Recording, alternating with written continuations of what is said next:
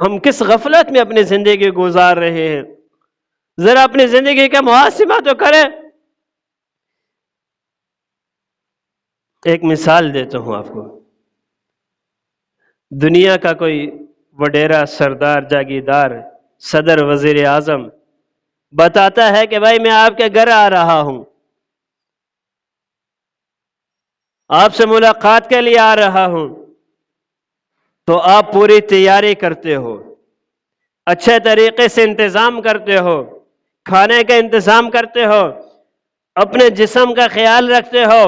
سر کے بالوں سے لے کر پاؤں کے ناخنوں تک اور اپنے جوتوں تک کا خیال رکھتے ہو کہ میں اچھے جوتے پہنوں گا، میں اچھے کپڑے پہنوں گا، میرے سر کے بال اچھے طریقے سے ہوں۔ پوری تیاری کر کے اس وڈیرے، اس سردار اور اس بڑے آدمی کے لیے اپنے آپ کو سوار کر کے جاتے ہو، تاکہ جب اس کی نگاہ میرے اوپر پڑے وہ یہ نہ سمجھے کہ یہ کوئی کنگلا آدمی ہے، وہ یہ نہ سمجھے کہ یہ کوئی جو ہے بیکاری ہے، وہ یہ نہ سمجھے کہ یہ جو ہے کوئی کمتر خاندان سے تعلق رکھنے والا ہے،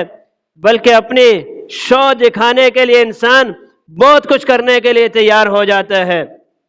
میرے بھائیو اور دوستو، یہ دنیا کے بادشاہ کے سامنے کھڑے ہونے کے لیے، دنیا کے بڑے آدمی کے سامنے کھڑے ہونے کے لیے آدمی اتنی کچھ تیاری کرتا ہے، لیکن ذرا یہ بھی تو سوچو کہ بادشاہوں کے بادشاہ اللہ کے سامنے کھڑے ہونے کے لیے ہم نے کیا تیاری کر رکھی ہے۔ ایک دن اللہ کے سامنے سب کو کھڑے ہونا ہے،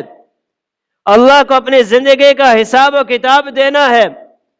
جب پتہ ہے کہ موت برحق ہے، جب پتہ ہے کہ ایک دن قبر کے پاتال میں اتارا جائے گا،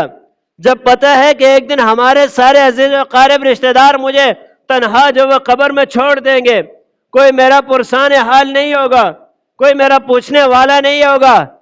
تو پھر ہم اللہ کے سامنے کھڑے ہونے کی تیاری کیوں نہیں کرتے ہیں؟